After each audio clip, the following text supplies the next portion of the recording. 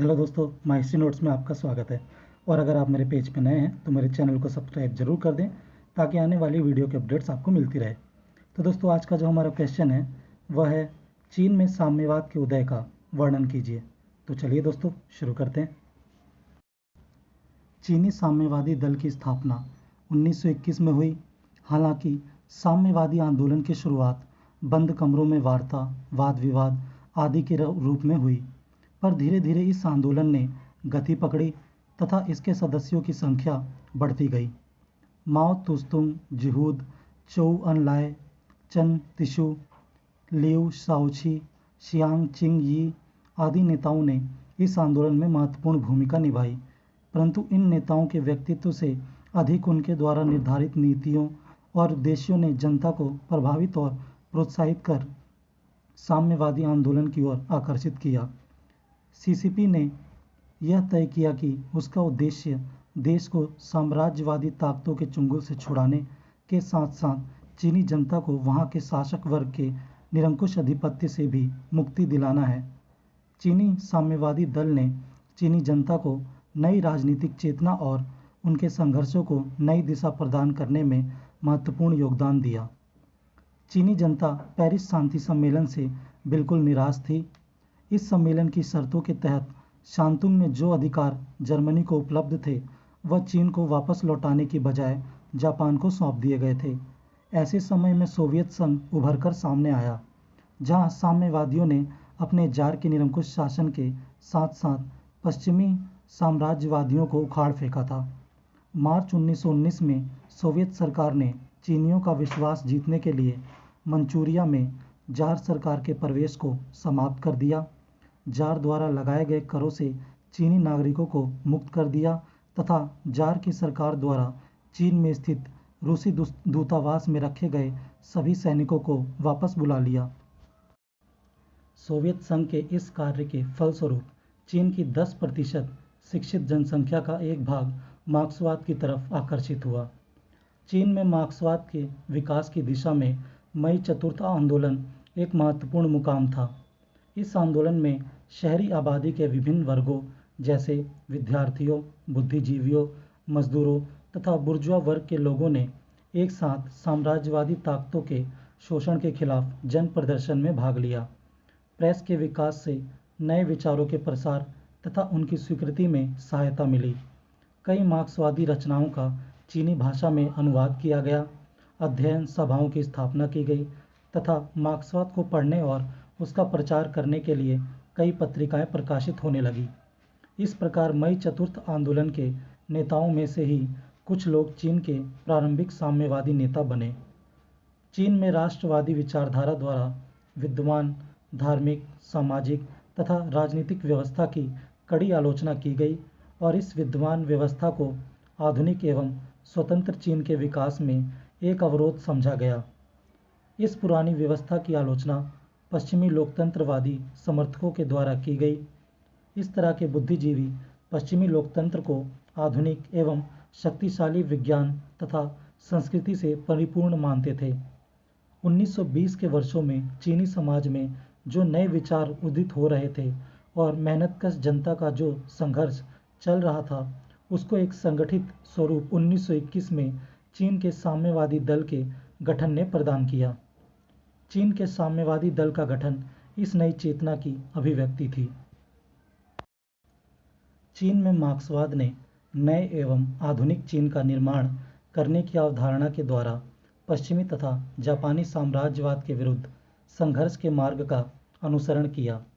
वामपंथी गुट ने संपूर्ण व्यवस्था को उखाड़ फेंकने का निश्चय किया और समाजवाद के निर्माण को अपना एक व्यापक लक्ष्य बना लिया। चीन में इन विचारों का प्रसार करने में रूस की बोल्शेविक क्रांति ने भी महत्वपूर्ण योगदान दिया, जिसने चीन के बुद्धिजीवी वर्ग को आकर्षित किया।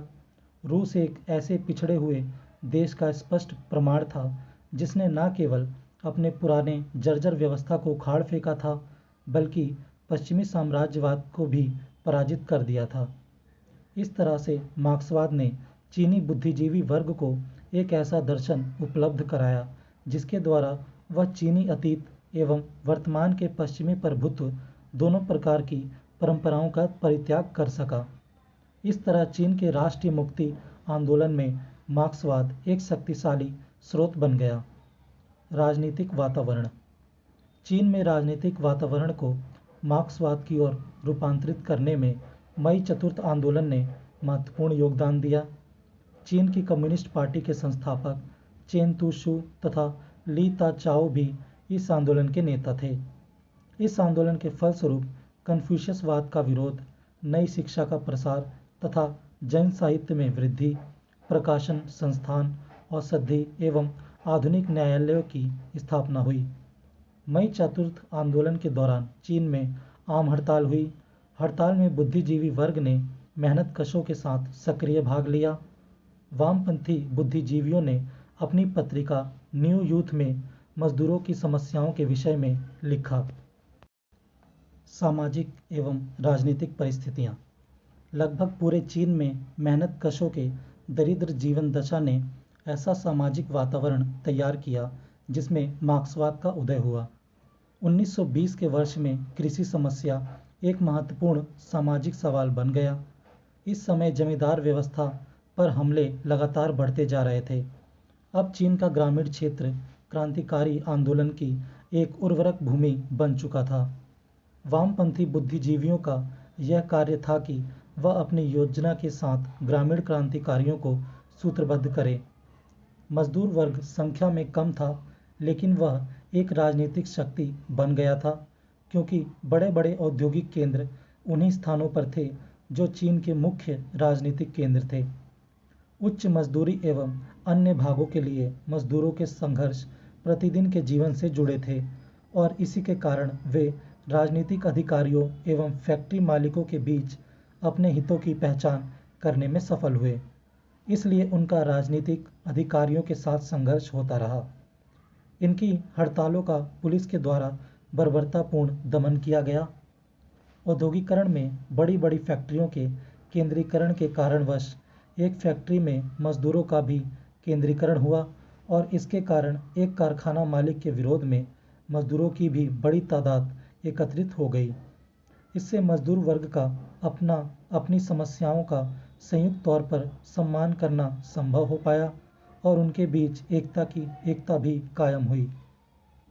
मई चतुर्थ आंदोलन ने शहरी क्षेत्रों में जो नया राजनीतिक वातावरण उत्पन्न किया, उसने मजदूर वर्ग के सामने एक नया परिप्रेक्ष्य प्रस्तुत किया। मई 1919 में पेकिंग में अध्यापक मजदूरों के साथ हड़ताल में शामिल हुए। 1920 में मजदूरों ने जापान विरोधी बहिष्कार में भाग लिया। 1921 तक युद्ध के बाद फ्रांस से 28,000 शिक्षित मजदूर वापस लौट चुके थे।